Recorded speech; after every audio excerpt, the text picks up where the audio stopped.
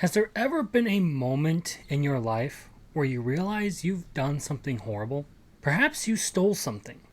Perhaps you said something hurtful in the heat of the moment to someone you really care about.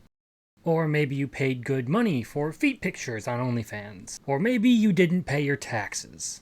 Okay, no, that one's actually pretty based. Perhaps you even murdered your way to the seat of power in your homeland as an act of revenge against a corrupt aristocracy that killed your family, committed genocide against said aristocracy, immediately let the power go to your head, initiated wars against your neighboring nations, used your authority to force young women to have sex with you, massacred an entire city out of rage, and ultimately fled when the consequences of your vile actions caught up with you. No? Not relatable? Well, it is if you're Dalen Namaru, also known in his world as Dalus the Conqueror, the most evil tyrant in all of history. Coming from the sword connoisseur Shad Brooks himself, the subject of today's video is Chronicles of Everfall, Shadow of the Conqueror. This book follows the short journey of the aforementioned Dalen Namarin, a national hero turned murderous tyrant by his insatiable thirst for revenge. Though this story actually takes place years after his historical reign of terror. Having been defeated by revolutionaries, he retreats to a small town and lives there alone for the rest of his life, up until he's just about dying of old age. Just as it did his body, time alters his mind and heart, and he comes to regret the actions he took during his reign. They haunt him, to the point where he lives his life in constant misery and regret because of them, and in the end resolves he's going to throw himself off the edge of the world. Though he doesn't do it just out of remorse.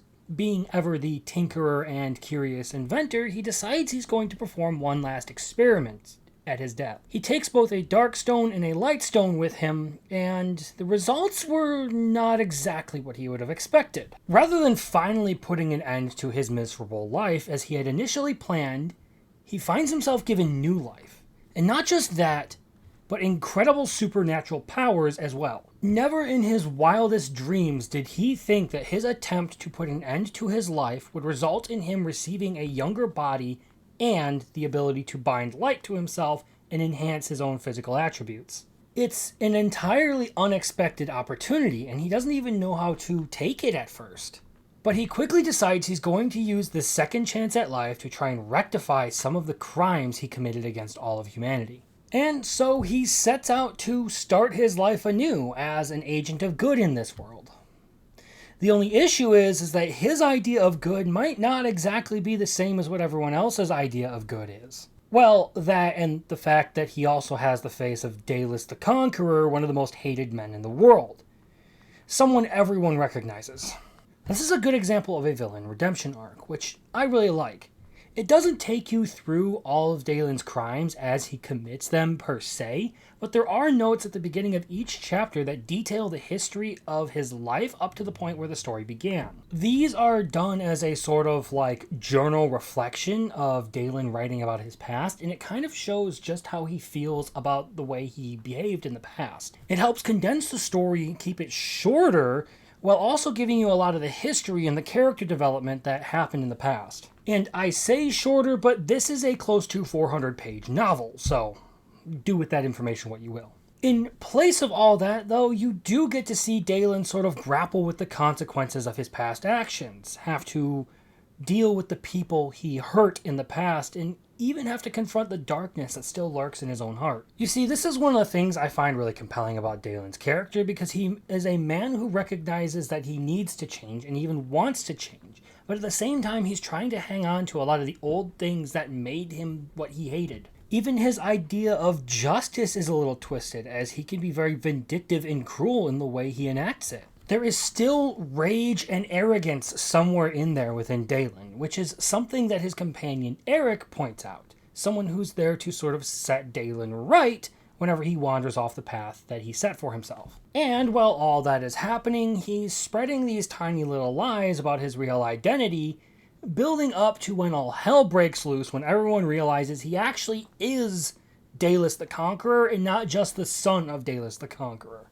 Dalen's story is one of repentance and redemption, one where he has to recognize all the ways in which he's fallen short and resolve to set them right. He's not even perfect in his resolve to set things right, as he constantly falters and falls back on the darkness inside him which is why Eric being around really helps keep him on the straight path. Throughout the story, he demonstrates a real willingness to change. It's just that he's not perfect, and he constantly falls short of that ideal standard. There are also other characters with some really good developments and some important notes as far as the messaging goes. Eric is probably the next most important in terms of messaging, and his is all about forgiveness. Eric is the man who hates Dallas the Conqueror more than any in the world. And he has every reason to, considering Dalen killed his family during the Daybreak Massacre. Eric then found himself completely consumed by his desire for revenge against the Conqueror, and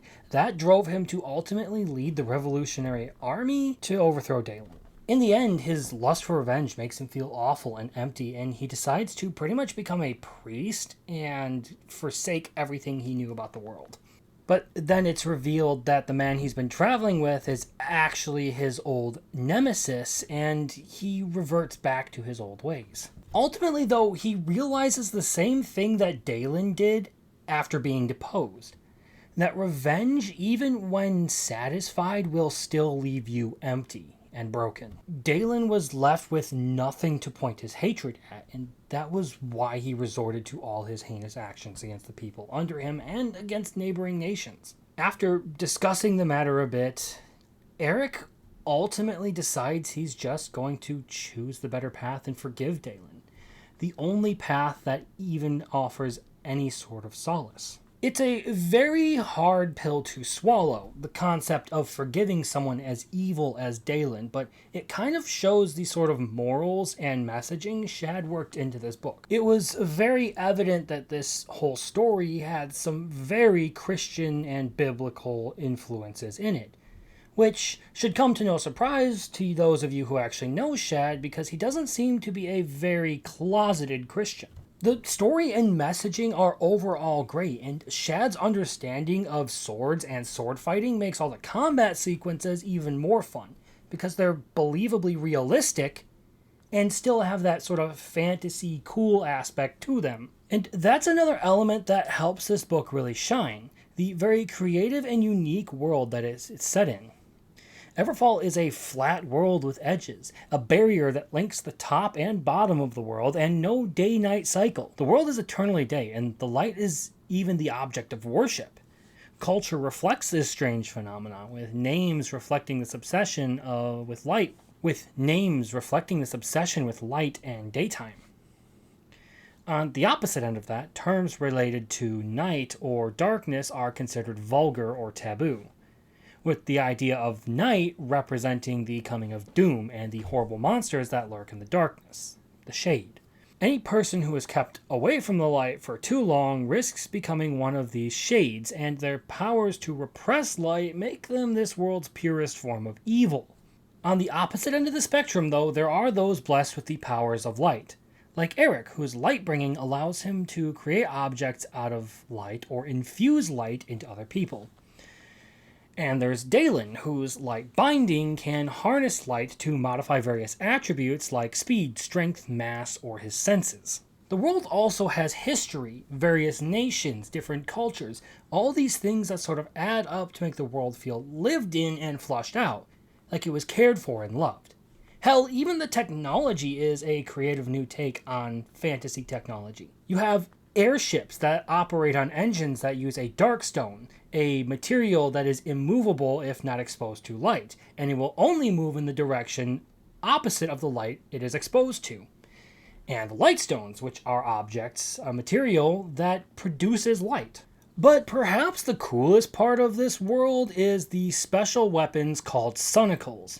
These Sunforged weapons are basically magical weapons imbued with a power that makes them more effective at what they do. As Shad himself explained, a Sunforged sword warps the world around it to make it perform its job better, i.e. it warps space to cut better.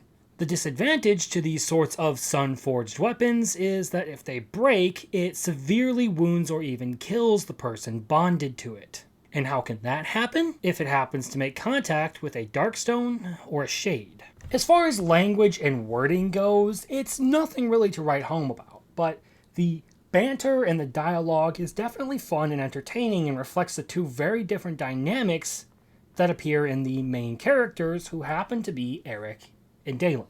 But language isn't something that really makes or breaks a book for me. Some, like Night Vale, have some very beautiful and colorful language that really draws me in. Others keep it simple and focus on story elements that are really amazing and carrying a message that has some impact to it. Shadow of the Conqueror is kind of the latter. The language is nothing incredible, but again, that doesn't break the book. It's still an incredible story with great characters and an awesome world. It's a memorable read for those reasons, and I do genuinely recommend going and picking up a copy and checking it out for yourself. It makes me genuinely desire more of this world, and that is the mark of great fiction. It's among some of the best novels that I have read in my lifetime, and it is one that truly deserves praise. Shadow of the Conqueror is a 9.3 out of 10 kind of book. There were some times where the humor kind of felt out of place or forced, or just not my style, and I'm deducting points for that. And some of the banter even felt kind of Marvel-ish at times. But it's overall got an excellent story, great world, and memorable characters, making it a good read and something I thoroughly enjoyed. And that is the end of this review. Thanks for all your time. I really appreciate you giving it to me. And if you did enjoy this video, please consider taking some absolutely free actions and hitting the magic buttons down below. There's the like button and the subscribe button if you want more of this kind of content. I really do appreciate any sort of support you show, and if you have any thoughts to add or comments you want to make, please leave them down in the comments below, and I will most likely read them, and there's a good chance I'll respond to them. Either way, have a great day. Later.